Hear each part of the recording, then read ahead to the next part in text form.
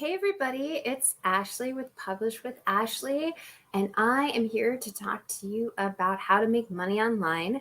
Mostly I talk about low content books and publishing on Kindle Direct Publishing, but I also talk about merch by Amazon and I guess anything else you want to know. I have a wide variety of stuff. So if all that's interesting to you, check out today's topic. Today's topic is about saturation and low content books, saturation and KDP and low content books. All right, so that's kind of what we're going to talk about today. So I got on this topic because I have, been flipping through the Facebook posts and I see time and time again, you see, is the market saturated? Or you see the negative people are saying, oh, you can't make money with low content books, or you can't make money organically anymore, or you can't do this, right? There's too many things out there. So I wanted to look at saturation and reframe it. All right. So I did some Google researching. In 2010, there's a plane coming over my you can hear it. The runway must have changed. When the winds change, we get the runway for the airport a few miles or like 20 miles away. Anyway, so I did some research. In 2010, Google said there was 130 million books published. 130 million books ever published. And that was in 2010. And that doesn't include digital, self-publishing, other countries. It doesn't include probably a whole bunch of books that Google didn't even know about that, are like in some ancient book somewhere. It's just what Google thought they had on their platform in 2010, 130 million books. So that's a lot of books.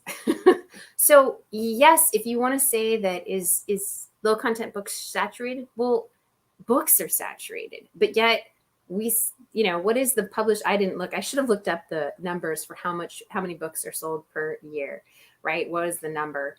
But yet, even with 130 million and way plus, probably 5-6 times that amount at this point in time, I thought people still buy books. So get over saturation. Guess what? Books have been saturated since 2010 and way before, right? So reframe saturation. Stop thinking about, oh, this saturation is like a reason I can't do it. Oh, I can't do this because I'm too old, I'm too young, and yeah, KDP is saturated, right? Stop thinking like that. Just ignore it, because saturation is really a state of mind. You need to throw out the whole concept of saturation and say, yeah, it's saturated, so what do I do, right? So stop saying it's negative. Now go, okay, here's the problem. How do I get over that problem? Okay, so saturation is really just a state of mind. You have to be willing to do what it takes to make it work. So I came up with 4 ways to succeed in a saturated world, because, we've already determined, yeah, it's saturated. So what? Move on. I still make money in a saturated world. There's a whole bunch of people who do. So you are not special in that regard.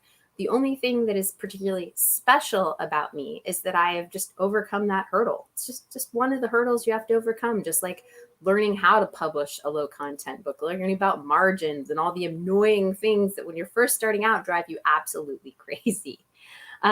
So how do you succeed in a saturated world? Here's my 4 things. There's so many, but I just wanted to kind of make this a shorter video to say the first and foremost, I'm going to talk about each, but here are the 4. Read the terms of service of Amazon. And I didn't put this one in at first, but I see so many people saying, oh, my account was closed because I didn't know. And oh yeah, they sent me 5 emails, but I just ignored them or didn't understand what they meant. No, not acceptable. Number 1, you need to read the terms of service and understand them. And if you don't understand them, before you start making things, start reading into it. Oh, I kind of talked about that one early.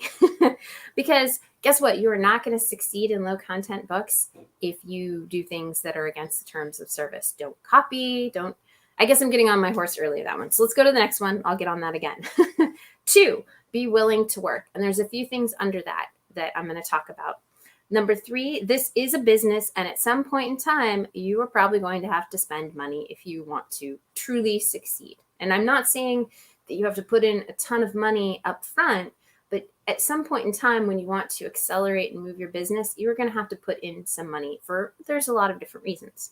Number 4 is differentiation, right? That's how you sell in a saturated market. You differentiate yourself. There's quite a few ways to do that, and we're going to go over some of those.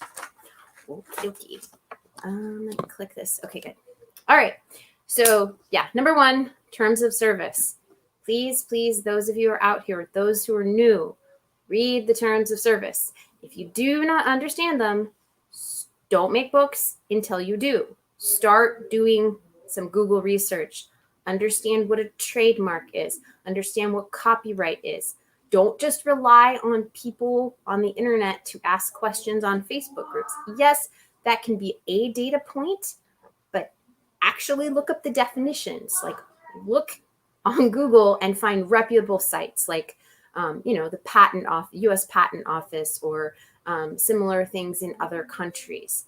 But general rule of thumb, if it is a name brand of any sort, like if you've ever heard of it, or if someone you know has heard of it. I know if you're not into trends, like my daughters are into this gotcha stuff. I don't know what it is, but I know that gotcha is like some sort of like trademarky or something. There's got to be something, right? Because they know what it is. So just because you necessarily haven't heard of it doesn't mean it's not trademark. So do a little Google researching, do some thought before you start putting stuff up, and start understanding that. That's like the first thing you need to do. But in general, if it's name brand or anything you've heard of, or someone else has heard of, or Google has heard of, if you do a basic Google search and it shows a brand, don't do it. All right. You have to be willing to do that, because if you can't abide by the basic rules, then why do you think you're going to succeed, right? There's no reason to think that you can succeed if you're not willing to do the basics, the very basics, which are following the rules. Okay. And why should Amazon give you the opportunity to do so if you aren't willing to follow the rules? 2, be willing to work. Okay. There's so many things on being willing to work. Some of it is, I know that people say, oh, I put up X number of books, 10, 20, 100, and I haven't sold one. I've worked. Why am I not getting things? Well, just because you're in the learning process and you have done the work does not mean it was the right work. Now, maybe initially those first 100 books are a learning experience. It's learning how to create a book, learning how to make a cover, learning how to make an interior, learning how to up your design capabilities.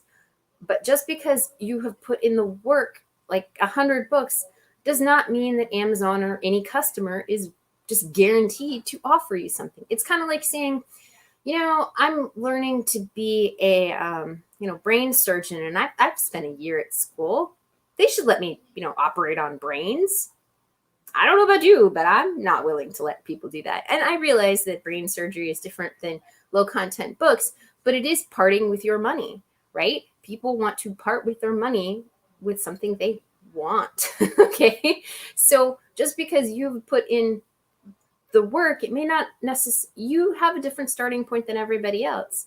I tell people I started 6 years ago. I'm always I have to go back and do the math. And it took me a while, because I don't spend 24 hours a day on this. I spend an hour or two. And actually in the past 3 weeks, I have spent 2 whole hours. Okay. So my growth this week, this month, I'm so behind in my ads. There's so much stuff I haven't done. And my profit reflects that, but that's okay for me, because this is my life. This is how I've, have my business, and that's okay. But it takes time. And you just have to be willing to continue to push along, and you have to learn different strategies. Okay. So you have to look at the quality. You may say, okay, analyze what you're doing. Am I putting in the right work, right? The right work, not just work. Busy work doesn't count. Do you have a quality interior, a quality cover? Okay. And quality is subjective. You may think it is quality, but you may not be the target audience. If you aren't purchasing this and it's not really for you, then you have to think about your customer and not what you think is quality. I have some super ugly that I think is so ugly, but I know the design style appeals to a certain type of customer. I would never buy it in my wildest dreams, but I know it appeals to a certain type of person. So I made a cover and it sells really well. I think it's ugly, but that doesn't mean I don't understand my customers' needs. Okay. So look at you may think it's quality, but it may not be, in the sense of who you're aiming it at. So I want you to do some analysis. Look at what's in your niche, your area, and look at the colors that are trending. Analyze the styles of the covers. Analyze possibly why you think a certain one is selling. You know, I've done this long enough that I can start looking down a page and saying, "Oh, that one catches my eye." And it's hard for me to tell you exactly why it catches my eye, because I've done so much analysis of pages. I look at pages and say, okay, this one has these all have certain color styles and certain color palettes, and those seem to pop out from these other ones, and I think that's why these are selling. So I do a lot of analysis of like the style, the cover, and then I start doing more niche analysis, right? I go down and I write all the things that like they have in common, and then I kind of write the things that are a little bit different. Maybe they have colors in common. Maybe they have like a main character on the page in common. Maybe it's a certain sort of style or something. And then I start niching things down further to say, okay, so all these like gratitude journals, if you look at gratitude journals that are selling really well, it's harder to do this because they all have flowers, right? That's great. And so we know flowers sell on a cover, but another, the 10,000th gratitude journal with flowers on the cover may not sell, right? Because it's it's number 10,000. So it's great that you made this pretty cover, but no one may see it. So you have to start niching down. So start thinking, when I looked at gratitude journals, I said, okay, my flower ones aren't going to sell because there's nothing I can do to differentiate. There's nothing I can do to make mine look different or different than the rest, or even sell better than these ones. So I said, okay, I start looking at different religions, or I start niching it down to, gratitude journal lovers who love cats or something like that, right? I start looking at a smaller portion of the market who might be interested in that same thing, but then I have some more keywords that I'm targeting that product at. And then I'm making a specialized product. If you are a cat lover and you want a gratitude journal, you might really want one with cats all over the darn place. You want cute cats in the inside that you can color, right? That's your thing. There's people who love cats and are like that. It's whatever they're interested in. So start niching down, and really, I know I put this, it's target market, right? Find your target market and aim your product at them. The cover, the interior, and everything. So that's how quality, like I said, is subjective because it's all about who's buying it. Okay. The next one, and I have on here, busy work is not necessarily productive work. Just because you're doing research, just because you're making covers, just because you're making interiors, does not mean you are, I hate to say this, but not doing it well. But maybe it's not that you're not doing it well. It's not that you're not doing it effectively. And I know for beginners, this sounds like a lot. So start, with something And the reason it's easier to start with something is because you already have some background on it. So I do suggest beginners start with a topic or a niche they understand, so that this comes a little easier. Like if you're into cats, you know what kind of cat things you like. You know what other cat lovers like. So it's easier for you to see what can stand out. And with niches you're not familiar with, you can still do the analysis. It isn't as easy because you don't know exactly what you're looking for. Okay, so let me do some things before I do number 3. Micah says, a journal niche, if it's popular on Reddit or YouTube and there's few titles or high BSR on Amazon, would you create a journal and promote it through Reddit or YouTube audience? Sure, why not? As long as it's not a topic that's trademarked, right? Like, I know it's kind of off, but bullet journals, so Bujo and bullet journal is actually trademarked and copyright. There's lots of things on that. So stay away from that. You can use .grid journal. That's fine. But yes, definitely. Why not? I am a huge believer in, and that's one thing I'm going to talk about in the next section about being a business. So I'll hold that for a sec for my thought. If a journal does well, do you make similar journals? Yes. So I have this one niche that is journal. It's totally journal, but I do int doodles. I want to call them doodle type graphics inside. So it's like a journal, but there's little doodle graphics all over.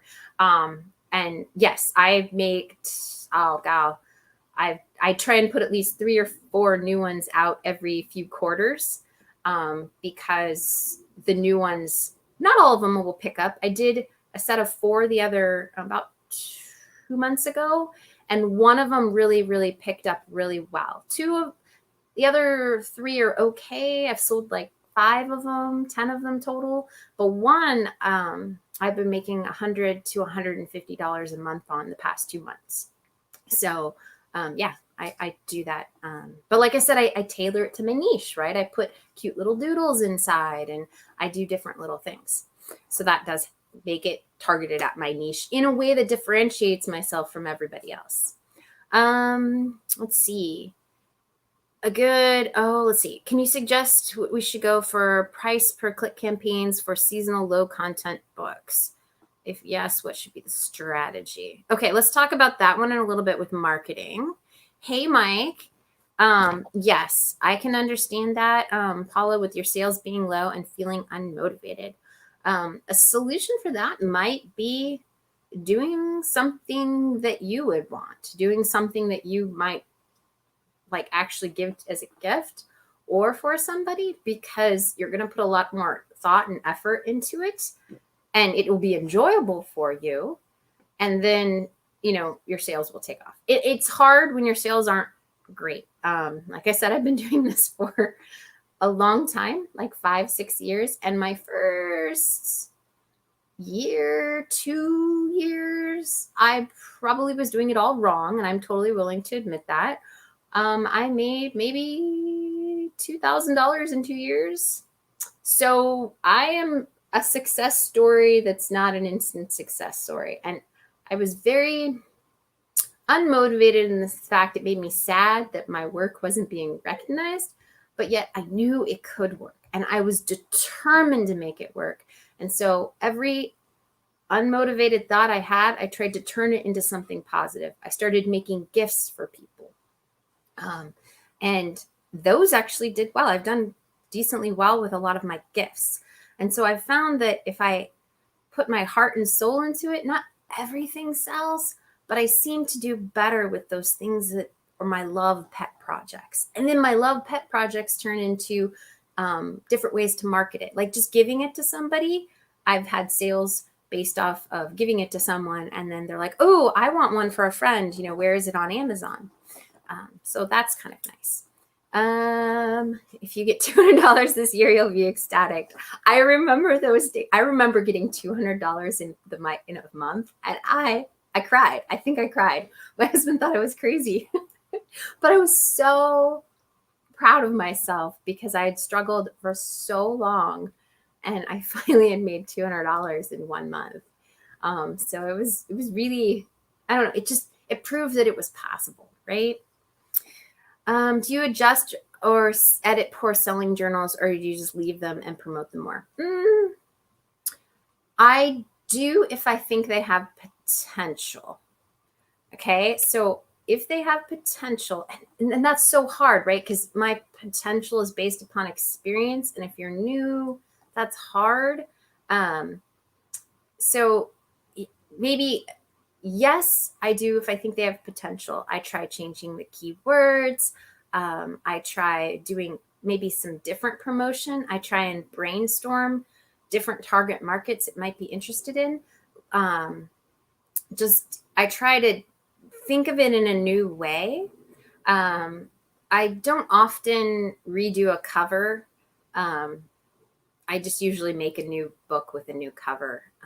But it depends what it is, right? If it was something very specific, the interior, and I don't want, like coloring books. Okay, so you want a single interior and a single cover. Like you can't make multiple coloring books with the same interior, right? Multiple journals make sense because they're just lines.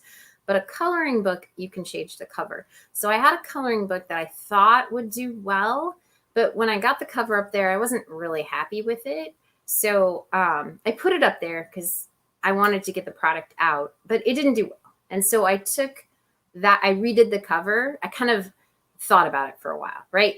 Sometimes you can't get the right answer right away. So I let it sit for a few months and I came back to it. I changed up the cover and it started selling much better.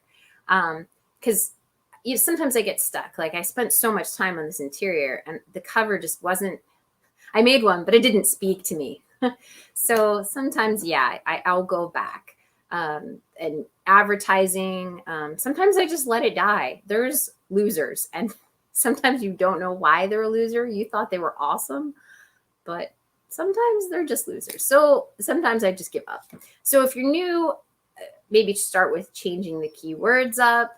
I wouldn't do that too often, maybe 3 weeks, 4 weeks in between, because it takes a while for keywords to kind of filter through Amazon's system. But you can try stuff like that.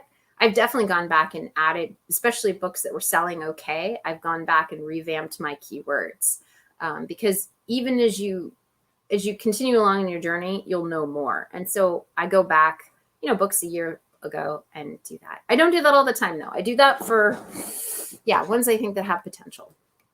Okay, Mike said he would cry to be paid $200. There is hope. I am the epitome of non-success story, in the sense of it took me a really, really long. I am just determined and stubborn, and I knew this could work. I just knew it. I just had to, I guess, figure it out, right?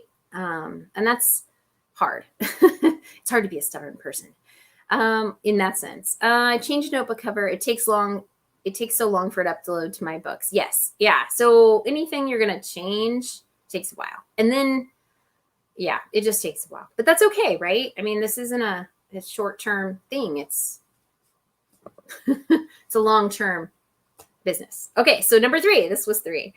This is a business. Or if you want to make money, you need to treat it as a business. If you want to treat it as a hobby and make money whenever you want, like, go for it. Enjoy the process. But if you want to make a certain amount, you have to treat it like a business. And at some point in time, you are going to have to put in money and market.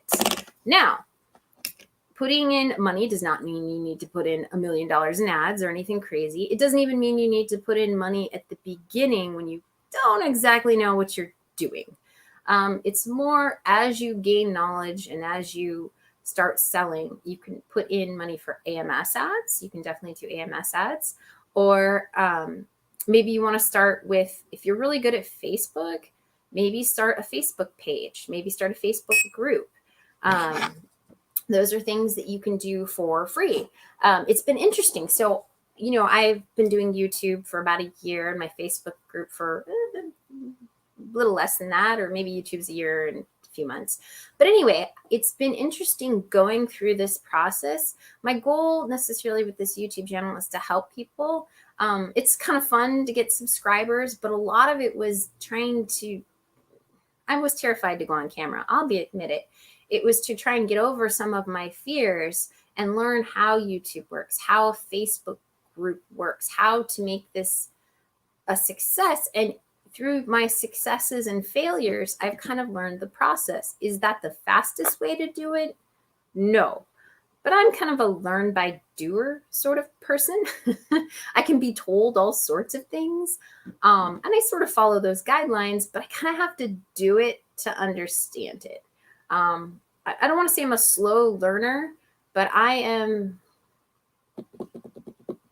need lots of information before I can start making individual decisions that are successful. I guess I'm a gather all the data and a lot of it by doing it badly or doing it well, just depends. And then making it happen. So you can definitely, from this process is what I'm saying. I guess my point is I've learned kind of how Facebook group works. I've learned how YouTube has worked. I've learned what has been successful and not successful by studying my stats. And so through that process, I'm starting to advertise. I'm creating some Facebook pages for a particular brand I'm creating, and I'm creating a YouTube channel for it. It's a very slow process. I can't tell you any great results because I haven't put that much effort into it yet, because I've allergies and some various things in my life, I have not been great lately. But it is on my list. I'm going to get there. I'm going to make it work. And it's going to happen, you know, and I'm going to take all these experiences and put them into that. So I am treating this, you have to treat it like a business. You have to put some effort, time, thought, be creative. I know everyone wants to just put books out there and have Amazon sell them for you. But like we've already said, there's like more than 130 million books, and I don't even know how many there are on Amazon. But if you expect Amazon to care about your 1 in 130 million books, not so much. I mean, I guess their algorithm cares in the sense it shows it to people when the keywords come up, but if it doesn't produce results, the Amazon algorithm doesn't really care. So you've got to care, right? You've got to care about your business. You've got to put money in for ads. Okay, so let's answer the ad. Yeah, cost per click. And you've made $47 and lost $20 for ads. I don't know. I mean, is that really lost? Did you make $47 total? Because 47 minus, 20 is, or did you spend 67 on ads? Okay, so cost per click ads, AMS. In the beginning, you have to accept that you're going to lose money. I'll give you the stark reality of it all. In my ads course, I show you that I've totally lost money. Because it is a lot about experimentation and putting your mind in the eyes of the customer. Okay, so you have to, yet again, this is why I push, you have to understand your target market and who you're marketing your product to. Because if you understand that, you can be creative within the boundaries of understanding them and what they're looking for to use the right keywords. My strategy generally, I run all 3 types of ads. Well, there's more than 3, but the 3 I tend to run are an automatic, my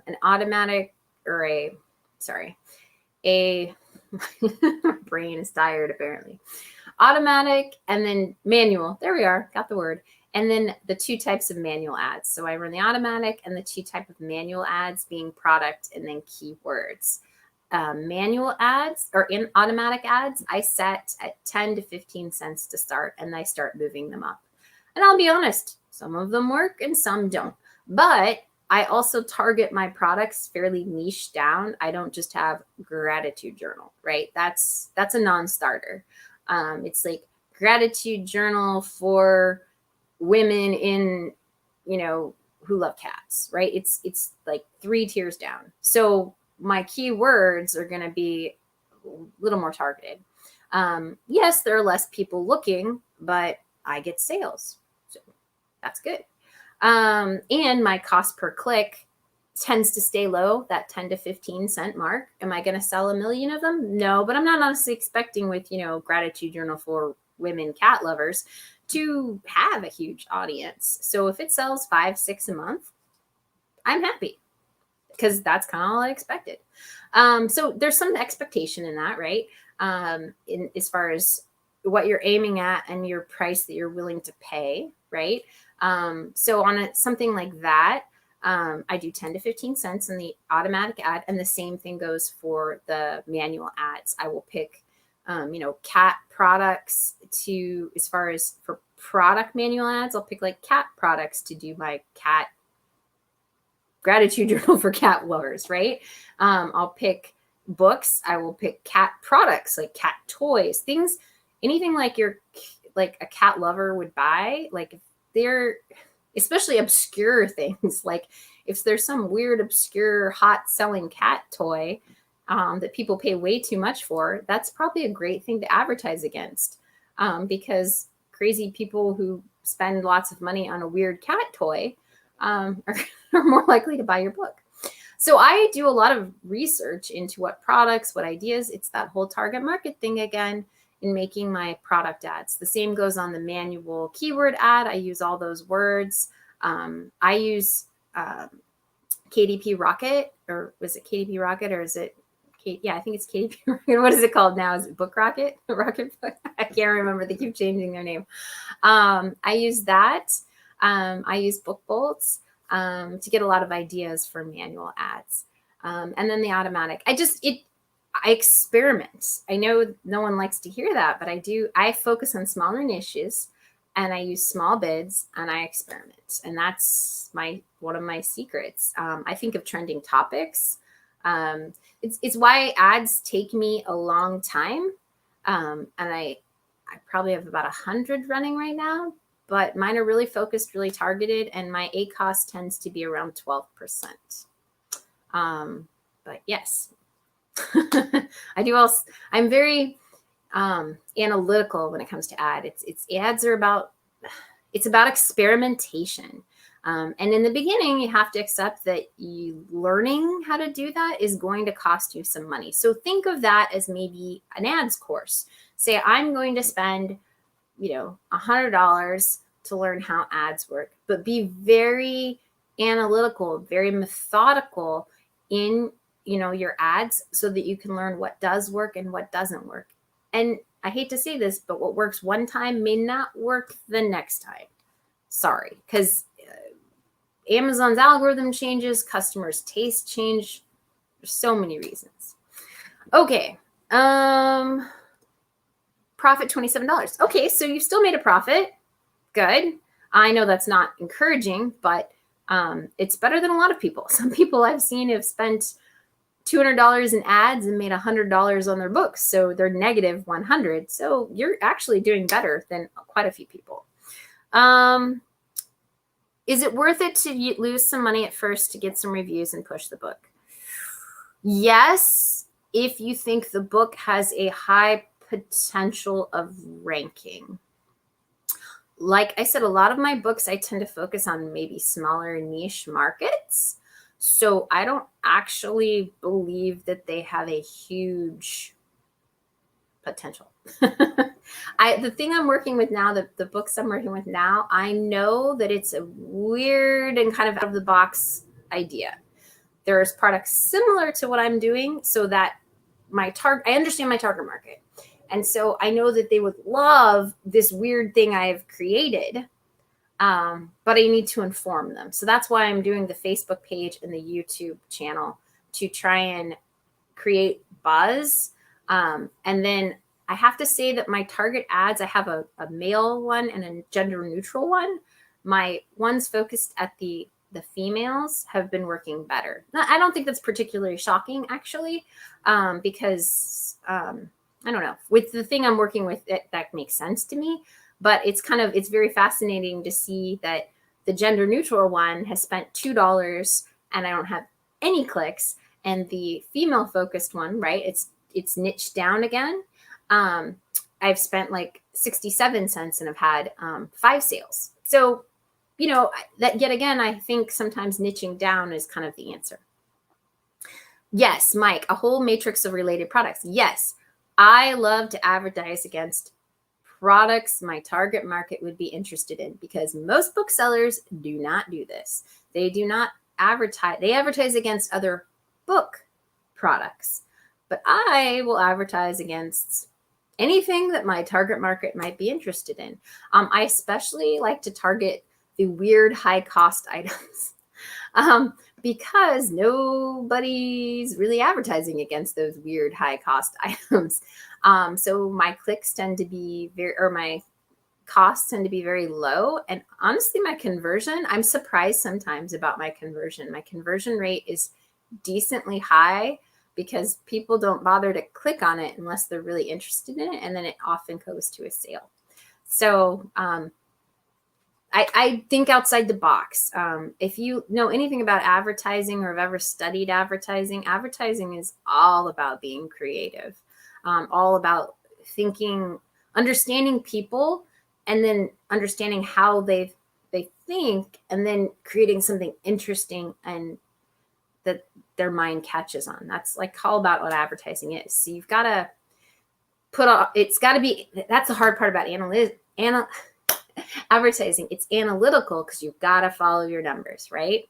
But you also got to be creative. It's hard. It's hard to breach those. Okay, so let's see. My fourth one, how to differentiate. Okay, so differentiation is a huge thing. In a saturated market, you have to be different, okay? You want to be different from everyone else, but you don't want to be too far on the extreme. So I do want to say that. So like if everybody, all the kids' books are in beautiful, bright colors, you don't want yours necessarily in black and white because it might be too different. Now, it may work if you have like black and white and then pops of color that still capture that kid interest. But I'm going to tell you, kids, the more color, the better. I used to color with a bunch of kids, and I discovered that I would just pick a section of, you know, a big object like a heart, and I would color it like blue here, red there. I just mixed the colors. And kids would always tell me, you have such beautiful pictures. And to my adult eye, it looked awful. It didn't match. It was horrible. But to them, color was coloring, right? So you've got to understand your target market. And I'm not saying throw colors that clash together and hope people like it, because you've got to appeal to the adult buyer. But kids like color. So you can't be too different. You have to be different, but not too different. That's hard sometimes. But one way to do is to look at products from niches or angles. I mean, I talked a lot about niching down. I even said that, you know, my gender neutral one versus my girl specific one has been selling better. And it's really cute. my girls, I had them test it out and they loved it. So I know that, you know, at least the appeal is there for my own children. It is really cute and girly. So you've got to look at sometimes niching down or angles or things that you can do. One way to do this, I was thinking of a few ways to do this, is you could do pros and cons. Okay, so if everybody is pro fairy, I know this is a terrible example, but it was the only thing I could come up with. If everyone is pro fairy, there's probably a anti-fairy, right? So there's people who hate fairies or hate dragons, right? So, you know, you could do a pro fairy coloring book and an anti-fairy coloring book, or pro dragons or awful kill dragons coloring books. I wouldn't do that. But, you know, I'm just saying you can think of the pro-con side of it. That you can see that in the cute coloring books. There's like, you know, beautiful, cute coloring books. And now there's these swear word, you know, hilarious, kind of funny coloring books, right? So that's like the pro, the con. You can, you know, you can look at the lover versus the hater. So look at trending topics. If there's a lot of people who love something, if it's a controversial topic, there tends to be a lot of lovers and haters, right? So you can create products on both sides. You might do better on the hater side only because there aren't that many products for people like that. And those tend to probably be gag gifts. Like you get the, you know, for somebody who hates that particular topic. So, you know, think of it in that sense too. The other way, if you're not into the negative side of looking at things, because I tend to be a very positive person, I don't look at pros, cons, unless I'm making a pro-con list, but I tend to think of things as opposites. So what's the opposite end? You know, there's the kids coloring books, adult coloring books. I can't think of a good example at the moment, but I tend to look at the opposite. Like if you find a trending topic or a trending thing, what could be its opposite? And I try and do something like that to create something new. So those are ideas. You can look at a subject and flip it on its head and try and look at it from a different way to get a different market. And you can honestly create totally new things in the area, or in the, you know, new products that people might be looking for. Like I said, the thing I'm creating right now is I know my target market, but there's nothing like it out there. So this is the second part of differentiation, is you might need to use social media and marketing, right? So I'm doing a Facebook page. I am using my experience with Facebook, my experience with creating YouTube to market that. And then I go for a website. Eventually, I haven't gotten there yet, I'm going to get to a website and creating an email list. I haven't gotten there yet, but I'm going to get there. So, you know, you have to be willing to differentiate yourself, and maybe that involves being off Amazon. You know, ads can help you get visibility and things like that, but Amazon loves outside traffic. So if you can get people interested in from outside traffic, and push it into Amazon, they love that. And I know people say, oh, well, Facebook groups won't let me advertise my products. Why should they? It's their group. They're advertising their own stuff. So if you want to advertise your stuff, do the work, create your own Facebook page, book, group, whatever, and, you know, promote it. You can do that also through Pinterest and do things like that. So creating books, right, again, it's a business, right? And you need to differentiate yourself. There's more to it than just creating books and hope Amazon sells them for you. In a saturated market, which we've already decided it is, so stop worrying about that. How can you stand out? How can you make your stuff different? So you've got to create the books and then stand out from everybody else by doing something that other people aren't. And usually that means doing either putting in some more work or putting in some money. And even putting in money for ads, you still have to learn ads, right? There's still that learning curve. So this business is amazing and you can learn as you go. You don't have to make $1 million your first year. You know, you can do this and get better and better and better and be maybe like me, who's on the very slow track, but that's okay. You know, I still have made, in the past 3 years, I've been making double the previous year. And I think it's because once I finally got it, you know, I'm getting it and doing it better and more efficiently. So you can do that too. You don't have to be amazing initially. Okay. So, yes, Mike, light bulb moment. I know you have to do different things. You have to think differently. You have to be creative. All right. Any other questions? That was it. That was my diatribe. Sorry, I took a long time. That was not a short one. But I've got a lot of stuff in my brain, and I want to help everybody. So anybody else? Questions? I really talked a long time. Sorry. I meant to be fast, but it didn't work. Let's see. So things that are on my to-do list for you guys is I am planning on doing, this is kind of fun one. It's on my list to make. I'm going to do a recorded video for this. I'm calling it a personal niche hunter. So a lot of people are like, oh, I have problems coming up with niches. So I'm working on it. I'm working on this worksheet that kind of asks you questions and then like points you at different things. And it says, okay, if you answer this, you need to do this, or this is what you should do. So it's kind of, I guess what I do mentally, I'm trying to do what I do mentally and put it on a sheet that gives you a logical thing to follow. So beginners are like, oh, okay, I kind of can see how your thought process works. Now, you know, there's people who do so many things differently. So you won't hurt my feelings if when I create this, you're like, that doesn't work for me. That's fine. I get that. My thought process is very odd. I will say that for myself. I'm a creative engineer, so my brain's all over the place and it connects in weird ways. And I totally am okay with that. But I know sometimes my way of thinking isn't like anyone else's, and that's okay. But there are people out there who at least they might be able to take parts of this and help them. So that's what I'm planning on creating. And hopefully that will be helpful for you to start thinking of how to brainstorm ideas from your own head to create interesting and different books. So it's kind of like those things I was asking you, like, okay, what's the pro of it? What's the con of it? What's the opposite? What's the negative? And you may or may not be able to answer all of the questions, but at least starting to think about that sort of thing can give you different ideas and ways to work through coming up with niches. Okay. Micah says, so you mentioned flower covers are popular. Would you make a different? Yeah, well, I would.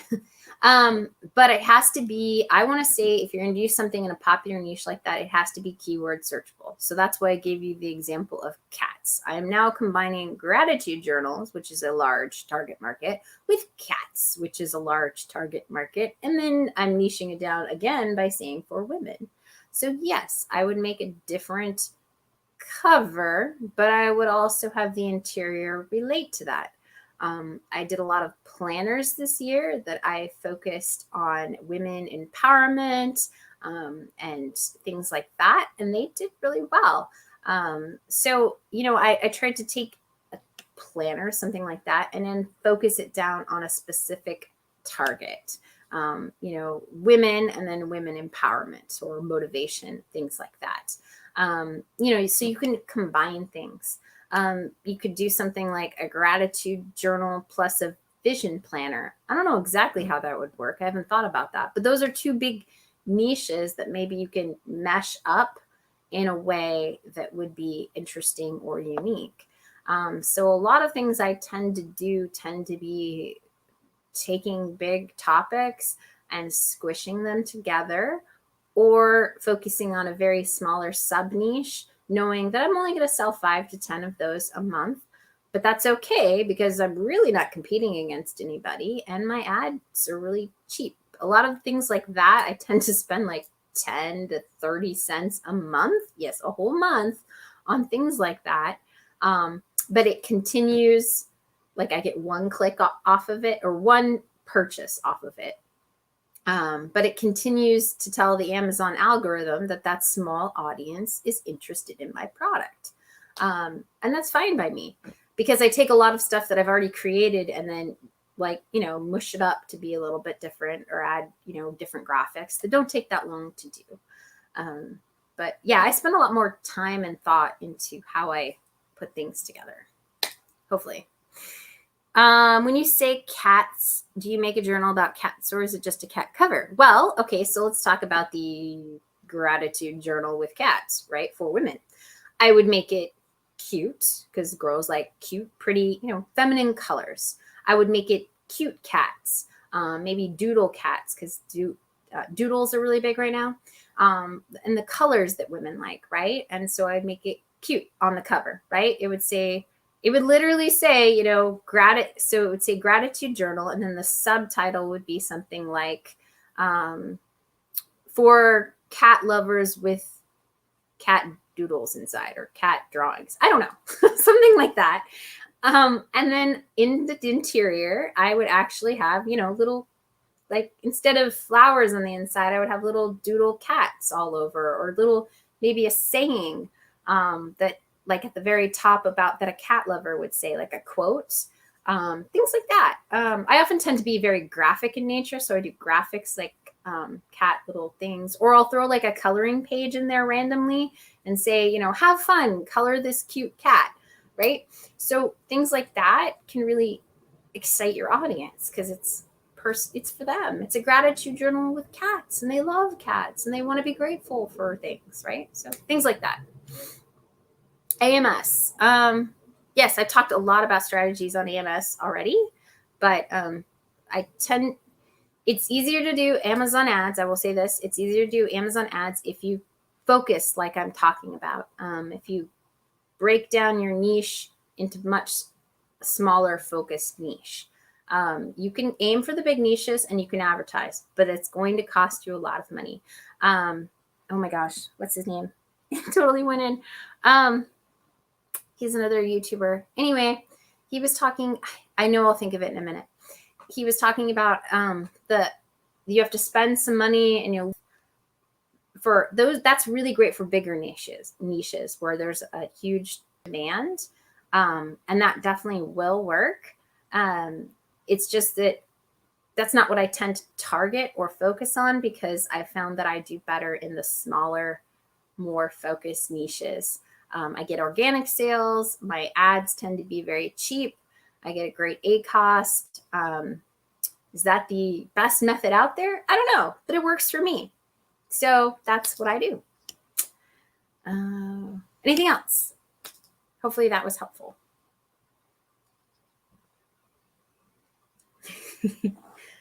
It's funny. I look at the camera when I'm talking, but I think it looks like I'm not looking at you guys. I don't know. So if you guys are weird, I always think I don't know. Anyway, I'm looking at the camera right now, but I'm not sure if I'm actually looking at you all, but it's kind of interesting. So hopefully that's all I have for today. It's almost 1. So I got to go because I've got to go do the lovely shopping things so I can feed my children and do all the fun stuff. Thank you, Pamela. I'm glad you like my videos. I'm a little bit quirky and I know I talk fast, but I do have a lot of knowledge I want to share with you guys. And I really want to help everyone who really wants to make this work. I know it's frustrating. I know it's hard. I know sometimes it's an emotional roller coaster, right? You're like, you're doing well, and then you're not. You're doing well, and you're not. I go through that too, but there's hope out there. I'm feeling bereft from my Christmas sales. I had all these great Christmas sales, and now it's pretty steady, and it's good. But I'm just like, oh, I miss the excitement of Christmas. But it'll come again, right? Right now, because it's kind of a slower time, I'm focusing on those new projects and creating this whole Facebook page and all that. And yeah, so that's what I've been doing. I do a lot of crazy experimenting too. So some of it works out, some of it doesn't, but that's okay. All right. Anyway, I will talk to you all next week. Hopefully this week I'll have that. I think I'm going to call it my personal niche hunter. I don't know, worksheet or something like that. So look for that. I'm hoping to have that out this week sometime. Definitely by the weekend, I think I'll get it done. Because I have thoughts and ideas. I just have to get it all written down. And I will send that out so you guys can all use it. It'll be free, so you guys can look at it. All right. Thank you guys, all 17 of you. Oh, that's so many for live, and you've stuck with me for this long. I appreciate it, and I will see you next week. Bye.